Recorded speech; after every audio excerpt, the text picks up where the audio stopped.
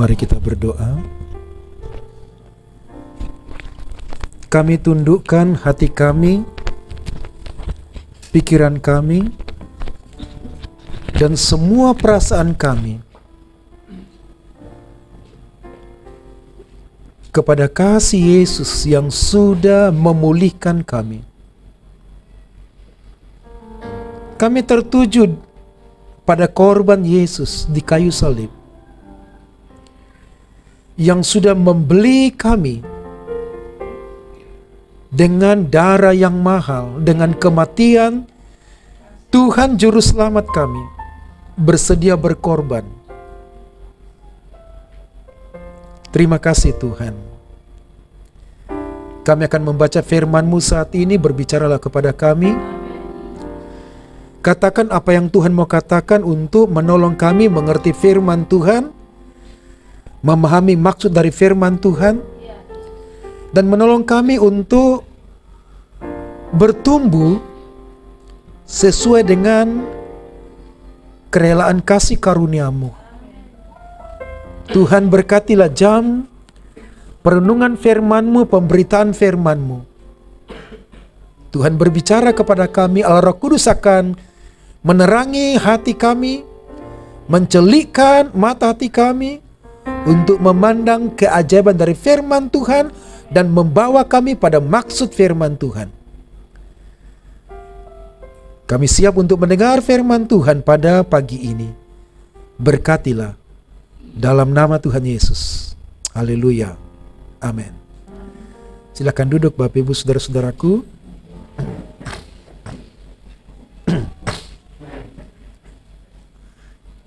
Shalom saudara-saudara. Sukacita berjumpa dengan Bapak Ibu saudara pada pagi yang istimewa ini. Ini hari yang sangat istimewa. Dari semua hari Jumat, ini Jumat yang paling agung. Dari semua hari Jumat, ini hari Jumat yang paling menyenangkan. Karena Yesus sudah berkorban di kayu salib. Nah saudara-saudara, hari ini kita akan merenungkan tentang makna dari korban Tuhan Yesus. Mengapa Yesus menderita? Pertanyaan terbesar orang-orang di sebelah sana, Yesus Tuhan kok menderita? Itu hebatnya Tuhan kita, mau menderita untuk umatnya. Di sebelah sana tidak ada contoh bagaimana Tuhannya mau berkorban, kecuali Tuhan kita. Harusnya inilah yang membesarkan hati kita, bahwa Tuhan kita mau berkorban. Dan Tuhan kita merendahkan hatinya. Saudara-saudara, pagi ini kita akan membuka bersama-sama dalam Roma pasal 5 ayat 6 sampai dengan 12. Roma pasal 5 ayat 6 sampai dengan 12. Sebenarnya seluruh pasal ini, pasal 5, berbicara tentang pengorbanan Tuhan Yesus. Dimulai dari ayat 1, tapi kita langsung membaca di ayat 6 sampai dengan 12. Sudah menemukan? Saya akan membacakan dan saudara-saudara bisa mengikuti dalam hati atau bisa mengeluarkan suara. Demikianlah firman Tuhan. Karena waktu kita masih lemah, Kristus telah mati untuk kita orang-orang durhaka pada waktu yang ditentukan oleh Allah. Sebab tidak mudah seorang mau mati untuk orang yang benar, tetapi mungkin untuk orang yang baik ada orang yang berani mati. Akan tetapi Allah menunjukkan kasih-Nya kepada kita oleh karena Kristus telah mati untuk kita ketika kita masih berdosa. Lebih-lebih, karena kita sekarang telah dibenarkan oleh darah-Nya, kita pasti akan diselamatkan dari murka Allah.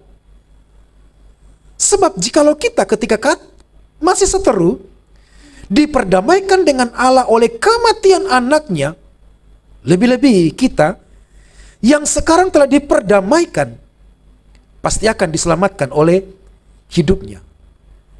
Dan bukan hanya itu saja, kita malah bermegah dalam Allah oleh Yesus Kristus Tuhan kita.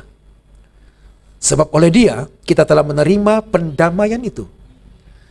Sebab itu sama seperti dosa telah masuk ke dalam dunia oleh satu orang, dan oleh dosa itu juga maut.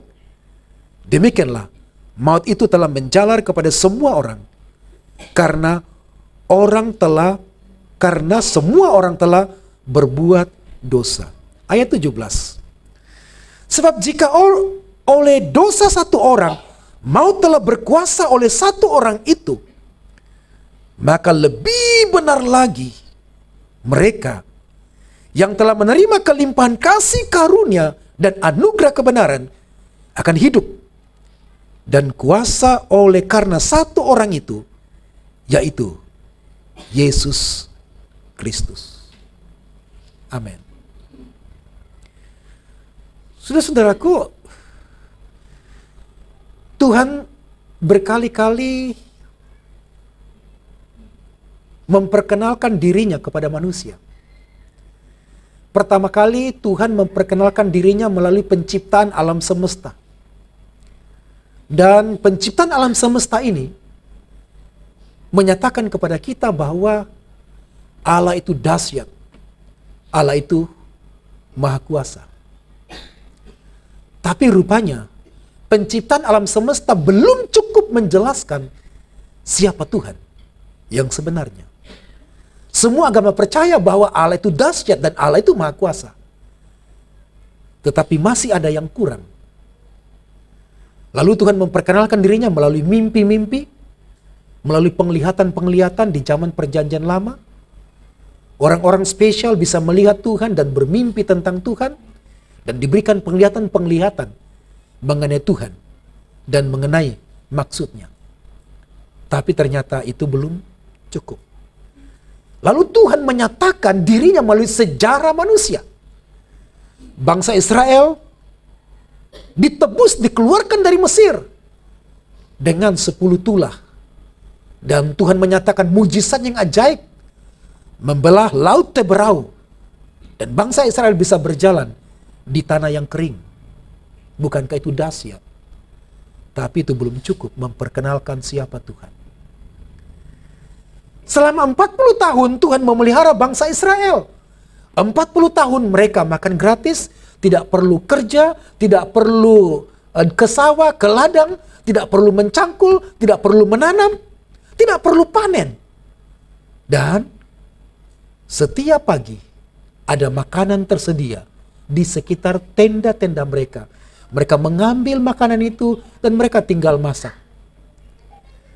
Dan secara keren, mereka tidak pernah ke mall, ke Matahari untuk membeli pakaian. Walaupun memang di padang gurun tidak ada mall, tidak ada Matahari. Tapi bayangkan 40 tahun kira-kira baju mereka, berapa lemari mereka bawa. Dan itu awet, terpelihara. 40 tahun. Saya pernah mencoba waktu kuliah setiap kali pakai sepatu supaya bertahan, dan saya berdoa, Tuhan, berkati sepatu saya supaya saya bisa pakai selama 3 tahun. Ya.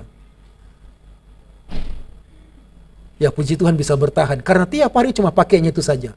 Pagi, pulang, siang, sore berangkat lagi ke kampus. Bertahan 2 tahun. Dapat sepatu bekas, puji Tuhan. Rupanya bertahan sepatunya. Tidak beli sepatu. Saudara-saudara, itu masih kurang. Mujizat Tuhan masih kurang. Lalu Tuhan menyatakan dirinya melalui firman Tuhan, Alkitab, Perjanjian Lama.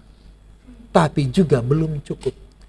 Perjanjian Lama menuntun kita kepada juru selamat, tetapi tidak memperhatikan juru selamat yang sebenarnya. Belum cukup. Kitab suci Perjanjian Lama dan kitab-kitab suci di agama lain belum cukup untuk menyatakan siapa Allah sebenarnya. Maka Ibrani pasal 1 ayat 1-5. Setelah berbagai cara Allah menyatakan diri. Cara yang terakhir dipakai Allah adalah dia menjadi manusia. Itu cara terakhir.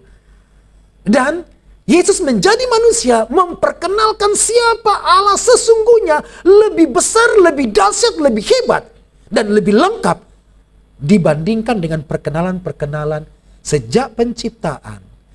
melalui mimpi, melalui penglihatan, bahkan melalui hati nurani, sejarah manusia, penebusan, bahkan juga melalui mujizat-mujizat, belum cukup menyatakan siapa Tuhan.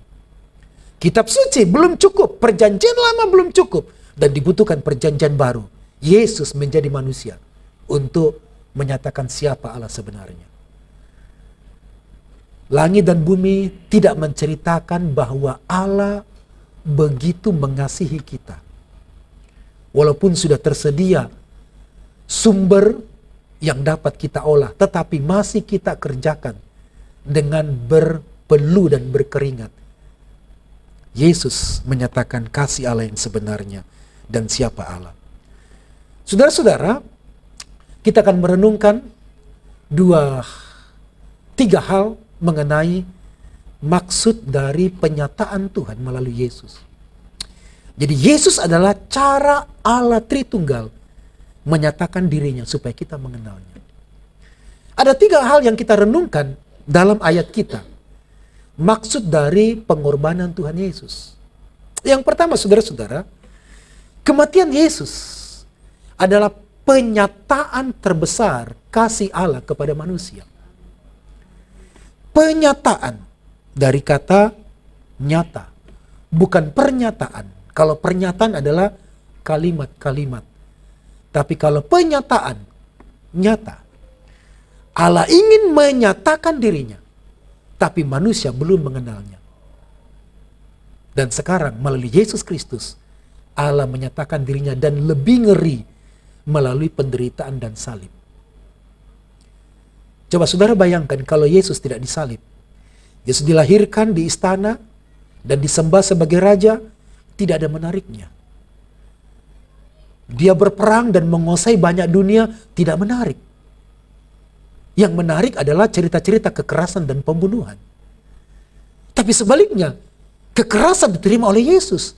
Pembunuhan, kematian diterima oleh Yesus. Berbeda dengan ajaran-ajaran agama dunia lainnya. Kematian Yesus, penderitaan Yesus mengajarkan kepada kita bahwa itulah penyataan terbesar kasih Allah kepada manusia. Bukankah Yesus Tuhan? Dan dia berkata waktu dia ditangkap, sangkamu aku tidak bisa mendatangkan malaikat 1 peleton atau 1 batalion untuk menghancurkan musuh-musuhnya? Bukankah dia adalah pemilik sorga dan pemilik tentara-tentara sorga? Tapi dia tidak melakukan. Karena salib adalah kasih Tuhan. Salib kasih Tuhan. Yesus pernah merangkul isi perjanjian lama. Kasihlah Tuhan Allahmu dengan segenap hatimu, segenap akal budimu, segenap jiwamu, dan segenap kekuatanmu. Dan hukum yang kedua yang sama dengan itu adalah kasihlah sama manusia seperti dirimu sendiri. Dan itu melambangkan salib. Mengasihi Allah dan mengasihi sesama. Yesus adalah penyataan dari kasih Allah yang sesungguhnya. Saudara-saudara, menurut Yohanes 15 ayat 13, tidak ada kasih yang lebih besar daripada kasih seorang yang memberikan nyawanya untuk sahabat-sahabatnya. Dan kematian Yesus, dia membuktikan bahwa dia mengasihi kita. Kematian Yesus membuktikan bahwa dia sangat-sangat mengasihi kita. Karena pengorbanan itulah kasih yang terbesar. Kalau semua dalam keadaan baik, kita mengasihi orang karena dia berbuat baik kepada kita, itu wajar. Mengapa kita mengasihi dia? Karena dia ramah, karena dia baik kepada saya. Tapi kalau orang itu jahat dan berdosa, dan kita berkata, kalau kamu baik, aku juga lebih baik. Tapi kalau kamu jahat, aku lebih jahat. Tapi Yesus membuktikan bahwa pernyataan itu salah. Dan Yesus membuktikan bahwa pernyataan yang sebenarnya adalah Allah mengasihi manusia dengan kematiannya. Saudaraku, melalui penderitaan dan kematian Yesus, Allah sedang berbicara kepada manusia. Melalui salib Yesus, Allah berbicara kepada kita bahwa Dia sangat mengasihi orang berdosa. Firman yang kita baca jelas bahwa untuk orang benar nggak ada orang memati. Tapi untuk orang baik banyak orang bersedia mati. Banyak orang yang pasang badan untuk orang yang baik. Dan Yesus pasang badan untuk kita, orang yang jahat, orang berdosa. Itulah kasih yang sebenarnya. Jadi kalau ada orang yang sudah melukai kita, sedang melukai kita, dan kita masih mengingat hal itu, maka Yesus sudah pasang badan untuk menyatakan kasih-Nya. Ampunilah mereka juga sama seperti Yesus sudah mengampuni kita. Amin. Yesus rela menanggung semua dosa-dosa kita dan semua kesalahan kita, semua penderitaan kita. Dan Yesus mengambil posisi kita. Bukankah Alkitab berkata, dan Yesus berkata, jika ada di antara kalian yang dapat membuktikan saya berdosa, buktikanlah. Dan tak seorang pun yang membuktikan Yesus berdosa. Alkitab berkata bahwa semua orang telah berdosa dan kehilangan kemuliaan Allah. Berarti Yesus itu kemungkinan adalah lebih tinggi daripada manusia. Karena kita berkata semua manusia telah berdosa. Semua manusia. Tapi Yesus tidak berdosa. Maka Dia lebih tinggi daripada manusia. Dan Yesus menggantikan kita mati di kayu salib. Mari kita baca di dalam 2 Korintus 5 ayat 21. 2 Korintus 5 ayat 21.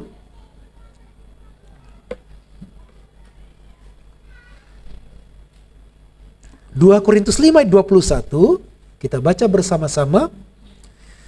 23. Dia yang tidak mengenal dosa telah dibuatnya menjadi dosa karena kita, supaya dalam Dia kita dibenarkan oleh Allah. Dia yang tidak berdosa dibuat berdosa karena kita. Dan Dia mengambil posisi kita sebagai orang berdosa. Orang berdosa dihukum. Orang berdosa dimurkai.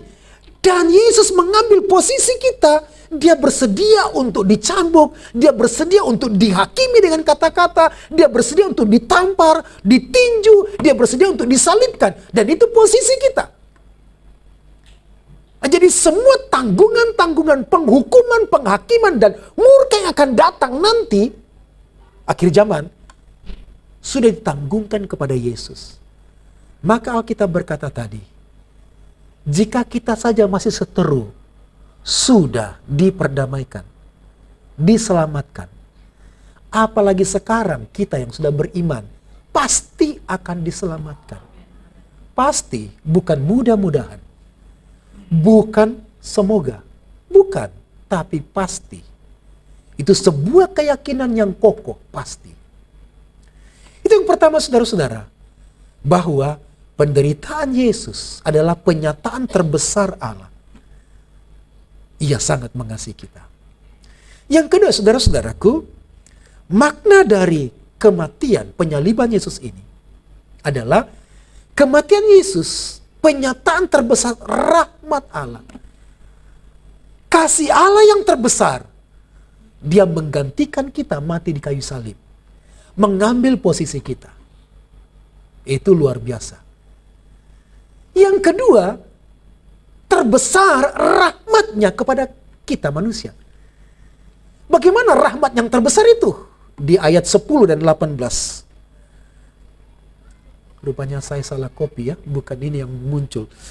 Di ayat 10 kita baca, di Alkitab kita, sebab jikalau kita ketika masih seteru diperdamaikan dengan Allah oleh kematian anaknya, lebih-lebih kita yang sekarang telah diperdamaikan, pasti akan diselamatkan oleh hidupnya. Diperdamaikan. Diperdamaikan. Lalu di ayat 18, sebab itu sama seperti oleh satu pelanggaran semua orang beroleh penghukuman. Demikian pula oleh satu perbuatan kebenaran semua orang beroleh pembenaran untuk hidup. Ada pendamaian, ada pembenaran. Apa yang dimaksudkan pendamaian? Pembenaran. Pendamaian itu membutuhkan korban. Jadi Kalau di antara kita ada terjadi permusuhan, sejarahnya tidak ada yang kuat sejarahnya. Di daerah Papua ada satu suku Wodani dan beberapa suku yang lain. Kalau suku-suku ini berperang dan turun-temurun, maka cara mereka itu berdamai adalah harus ada korban. Korbannya adalah seekor babi. Mereka akan bakar babi, makan bersama-sama, dan ada perdamaian karena korban itu. Di beberapa suku yang lain dibutuhkan korban untuk berdamai. Nggak usah jauh-jauh.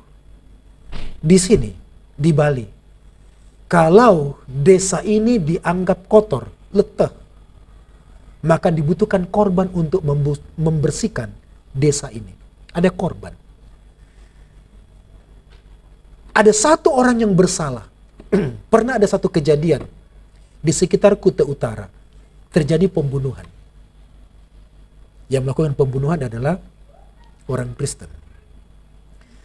Dan desa itu dianggap leteh, dianggap kotor. Lalu cara membersihkannya harus ada korban. Caro. Satu orang tidak adil, satu orang berbuat dosa. Satu desa dianggap kotor. Itu tidak adil. Tidak adil. Orang berkata, bagaimana mungkin satu orang berdoa, satu orang dipaku di kayu salib, mengampuni semua orang. Tidak adil. Itulah ketidakadilan. Adam dan Hawa berdosa, lalu semua keturunannya berdosa dan mati. Satu orang melakukan kesalahan pembunuhan di satu desa, maka dianggap kotor lah. Bom Bali menyebabkan bukan satu desa, tapi Pulau Bali menjadi kotor. Dan dibutuhkan caro, korban untuk membersihkan. Karena ada pembunuhan, ada kematian. Yesus adalah kematian yang terbesar dari semua binatang-binatang. Itu tingkat binatang. Dan Yesus melebihi dari level manusia. Dia kudus dan dibutuhkan korban yang kudus. Dan dibuat perdamaian, artinya tidak ada masalah. Jadi waktu korban, dia mengambil posisi kita, dan orang yang mempersembahkan korban itu dianggap kemudian tidak bersalah. Itulah pembenaran. Bayangkan begini saudara-saudara. Satu pembunuh. Dia membunuh satu orang, dan kemudian keluarganya menuntut. Oh, harus mati, harus mati. Kan begitu ya. Rasanya kematian itu memuaskan hati, perasaan keluarga, walaupun tidak menyelamatkan anaknya. Dan kisah ini kita melihat beberapa kali di televisi atau kita dengar. Keluarga membalas, menuntut, harus mati, harus mati. Dan itu memuaskan. Hukuman mati, dijatuhlah hukuman mati orang tersebut. Dan menyenangkan. Menyenangkan ya. Keluarganya, karena pembalasannya sudah tergenapi. Dia tidak melakukan pembalasan, tetapi hukuman membuat dia hukum mati itu terpuaskan. Sekarang pikirkan bagaimana Allah Bapa berkata, harus mati semuanya ini. Tapi Yesus berkata, biarkan saya yang menanggung semua umatku mati. Kata Bapa, harus mati. Tapi kata Yesus, saya yang harus mati. Dan dia mengambil beban itu, tanggung jawab itu, semua penderitaan, semua kutuk, semua sakit, semua murka, dan kematian, penghukuman akan datang, ditimpakan kepada Yesus. Dan Allah Bapa begitu puas, begitu puas.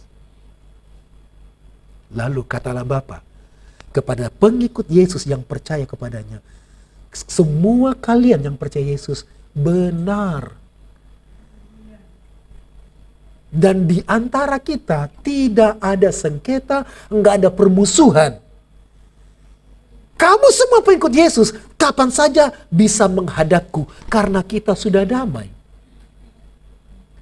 Bukankah waktu kita berdosa kita sedang menyakiti hati Tuhan? Tapi Kata Bapa, aku puas, aku senang dengan kematian Yesus. Jadi saudara-saudara, hari ini kita tidak menangis karena kematian Yesus. Yang berbaju hitam saya pikir bukan karena bersedih. Saya berjubah hitam bukan karena saya sedang berduka. Tapi kapan lagi dipakai kalau tidak hari ini?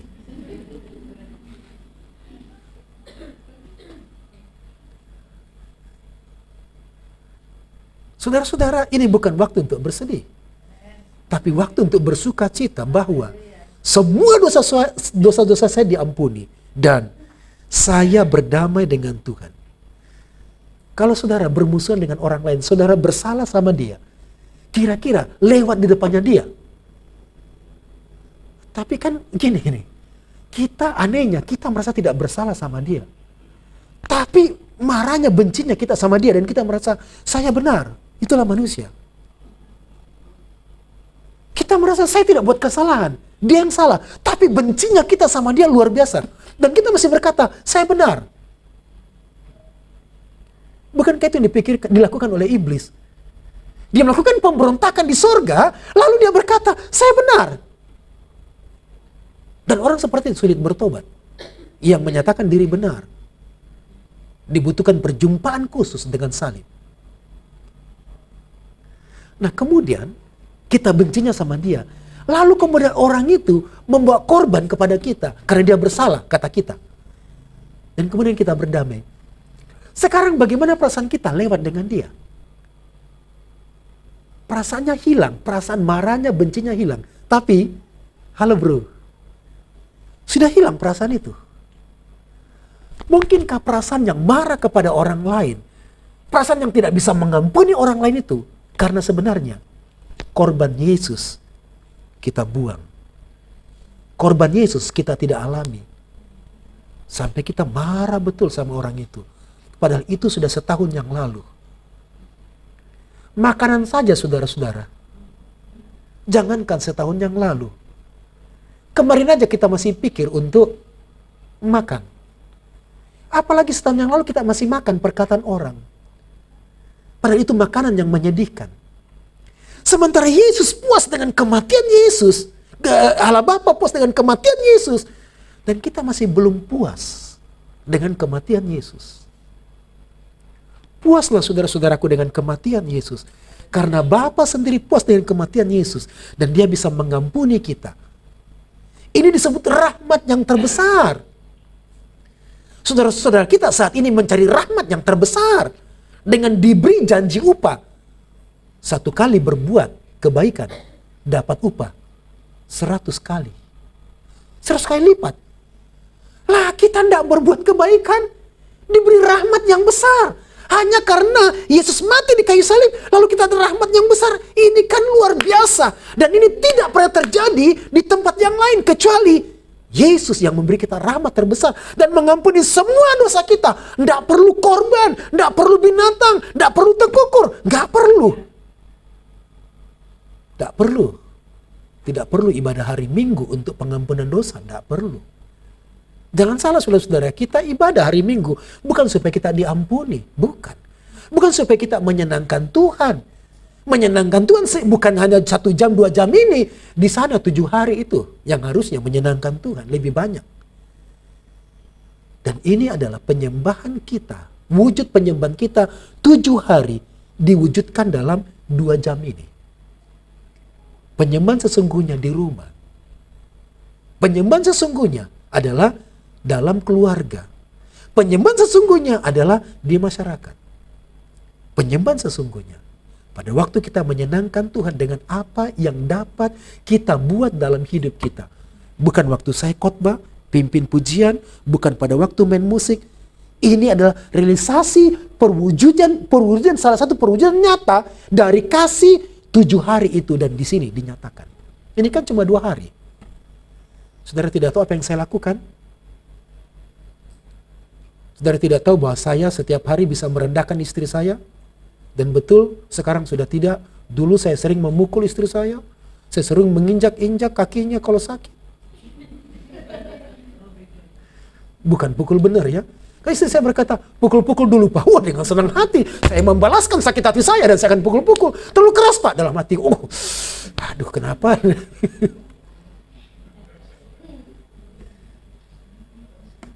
Jangan dipotong ya, dijadikan, suka pukul-pukul. Saudara-saudara, ampunilah. Nah, benar artinya begini, kita tadi bersalah, melakukan pembunuhan, lalu kemudian dihakimi.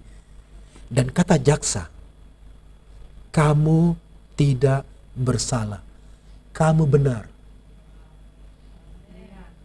Orang itu akan sukacita melompat-lompat, harusnya dihukum mati, tapi dikatakan benar. Inilah yang dilakukan Yesus. Kita dibenarkan dan hati kita disukakan. Mengapa hati kita sedih setiap hari? Dia mengampuni semua dosa-dosa kita. Begini saudara-saudaraku, waktu kita jatuh dalam dosa, waktu kita melakukan kesalahan, waktu kita bersengketa, ada Yesus, jaminan pengampunan dosa kita. Datanglah sekarang untuk mengakui dosa kita.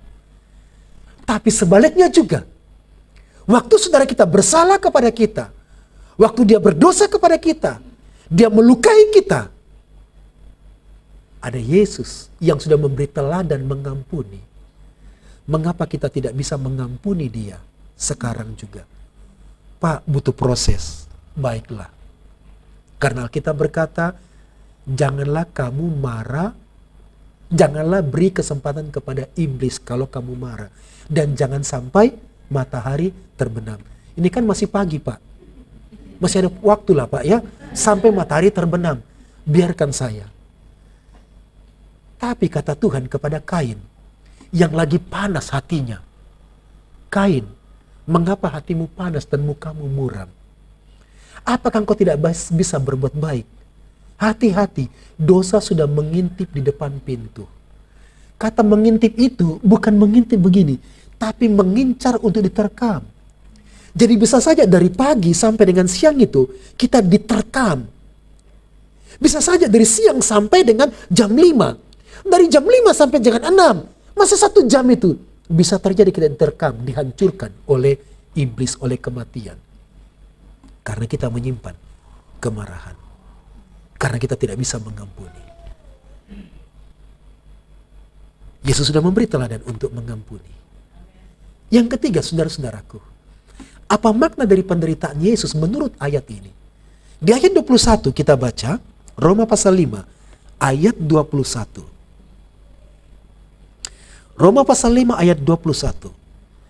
Supaya sama seperti dosa berkuasa dalam alam maut, demikian kasih karunia Allah berkuasa oleh kebenaran untuk hidup yang kekal oleh Yesus Kristus Tuhan kita. Supaya kita mendapatkan hidup kekal. Yang ketiga, kematian Yesus adalah penyataan terbesar kuasa Allah kepada kita manusia dengan cara menghidupkan kita. Jadi yang pertama tadi adalah terbesar kasihnya. Karena dia menggantikan posisi kita. Terbesar rahmatnya, dia mengampuni kita sebesar apapun kesalahan kita, sebesar apapun dosa kita, dia mengampuni kita dan memberi kita jalan seluas-luasnya, dia berdamai. Dan itu sebabnya kita sebentar berkata, Bapa, kami datang. Kami menghadap. Tidak usah cuci muka, tidak usah sikat gigi, tidak usah mandi, baru bangun, masih penuh di sini semua. Lalu berdoa, Bapa, kami menghampiri tahta kekudusan-Mu. Tahta kekudusan. Rambut masih acak-acakan, masih pakai baju tidur yang ada bolong-bolongnya di sini, dan berkata, tahta kekudusan-Mu. Padahal orang menghadap tahta kekudusan harus rapi. Karena yang kedua ini, saudara, kita diampuni dan diperdamaikan. Kalau kita berdamai dengan orang lain, dengan santai kita berkunjung ke rumahnya. Kalau kita berdamai dengan Tuhan, Dengan santai kita berjumpa dengan Tuhan. Tidak harus hari Minggu, saudara-saudara. Selesai ini minum kopi nanti. Tuhan, terima kasih untuk berkat kopi hari ini. Kenapa? Kopi terus. Minggu lalu kopi, sekarang kopi terus ya. Kalau siapa ini? Tuhan di dalam secangkir kopi. Ya. Ya. Siapa? Denny Siregar ya. Kalau dia Tuhan dalam secangkir kopi. Keren ya. Bagaimana tidak punya kopi? Ya sudah, secangkir air putih. Artinya begini. Secangkir itu nikmatilah dengan Tuhan. Nikmatilah hidup ini bersama dengan Tuhan. Kalau dengan kopi saja kita bisa bersyukur. Dengan semua hidup, dengan semua kebaikan, dengan semua nafas, dan semua berkat-berkat, kita bisa menikmati semua kebaikan Tuhan. Haleluya. Nah yang ketiga, terbesar, apanya terbesar? Kuasanya terbesar karena menghidupkan kita. Dia menghidupkan orang-orang yang percaya kepadanya. Itu terbesar. Bagaimana mungkin hanya percaya kepada Yesus, kita bisa dihidupkan. Dan seluruh dunia yang percaya dihidupkan. Nggak mungkin. Tapi itulah kuasa dari salib. Kuasa salib. Bukti menghidupkan adalah yang pertama. Orang yang sebelum percaya Yesus, dendamnya, marahnya luar biasa. Lihat salib itu saja itu rasanya matanya keluar api. Tapi setelah percaya Yesus, lihat salib kok malah senyum-senyum ya. Sudah dirubah. Ada hidup. Tanya dia begitu marah dengan orang lain, dia benci kepada orang lain. Tapi ketika percaya kepada Yesus, dia bisa mengampuni tanpa diajar. Ada kehidupan. Jadi mengapa orang ingin membalas? Karena mereka memiliki roh kematian. Dan mereka membutuhkan Yesus. Buang semua pembalasan di hati kita, di pikiran kita. Dan supaya kita menerima kasih Kristus yang sempurna dalam hidup kita. Karena Yesus sudah memberi kehidupan. Kehidupan yang lain diberikan adalah roh yang rindu untuk menyembah Tuhan. Saya ingin berjumpa dengan Tuhan hari ini. Saya ingin menyembah Tuhan, ada kerinduan yang besar. Dan kemudian kita menikmati kasih-Nya. Sedang orang menyembah, nangis, biarin. Karena mereka sedang menikmati kehidupan dengan Tuhan. Sedang orang menyembah dan mengangkat tangan dengan sukacita, biarkan karena dia sedang menikmati hubungan dengan Tuhan. Hubungan kehidupan. Tapi jangan biarkan hatimu, perasaanmu, dan wajahmu tegang ketika menyembah Tuhan. Sampai WL, saudara, tepuk tangan saudara. Saudara senyum dong. Karena di sini mereka lihat kita, saudara-saudara. Lihat kita. Makanya lagunya kadang-kadang diulang berkali-kali. Karena masih ada yang larut dengan masalahnya. Masih sungguh ku bangga Bapa. Ekspresi katanya ya. Kadang-kadang dulu. WL berkata, jangan muka pepaya saudara-saudara, apalagi muka kuda. Saudara-saudara kita sudah berdamai. Kenapa kita tidak menikmati Tuhan? Dia memberi kehidupan kepada kita, nikmati. Mulai hari Minggu besok, datang dengan senyum. Ya. Pulang dengan sukacita. Ya. Senyum datang karena kita akan berjumpa dengan Tuhan. Berjumpa dengan Tuhan. Dia memberi kehidupan kepada kita. Kehidupan apa? Kehidupan roh kita sangat bergairah dengan Tuhan. Setiap hari, bukan cuma hari Minggu, setiap hari bergairah lah. Saya hidup hari ini, saya hidup hari ini. Iya, betul.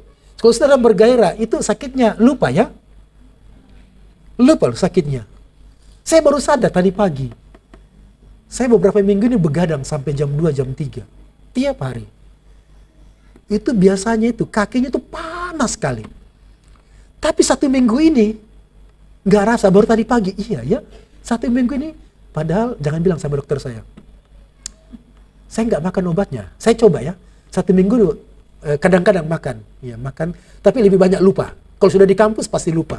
Apa kalau sudah tidak sarapan, ada obat sarapan, ada obat makan siang, obat makan malam, nah itu. Ada obat tambahan lagi. Ya. Coba pura-pura ndak makan. Masa harus tergantung sama obat? Beberapa hari ini, tadi pagi makan 1, kemarin ndak makan, 2 hari ini, 3 hari ini ndak makan. Yang pagi. Kalau yang siang kadang-kadang ingat, kadang-kadang lupa, lebih banyak lupanya. Tapi kalau kita larut bersama dengan Tuhan, kita menikmati kehidupan dan sukacita. Dan Tuhan beri hidup kekal kepada kita. Selamat menikmati pengorbanan Tuhan Yesus. Dan selamat menjadikan salib pengorbanan Tuhan Yesus sebagai solusi untuk semua pergumulan kita. Semua sakit hati kita. Dan juga semua pergumulan kita. Kekurangan kita. Karena Yesus sudah menanggung. Dan dia berkata, ini yang sudah kulakukan. Kasih Tuhan tidak sebesar ini. Tidak sebesar ini. Tidak sebesar ini. Tidak sebesar ini. Tapi Yesus berkata, inilah yang kulakukan untukmu. Dan dia ingin memeluk kita. Dia ingin menguatkan kita dengan kasih-Nya.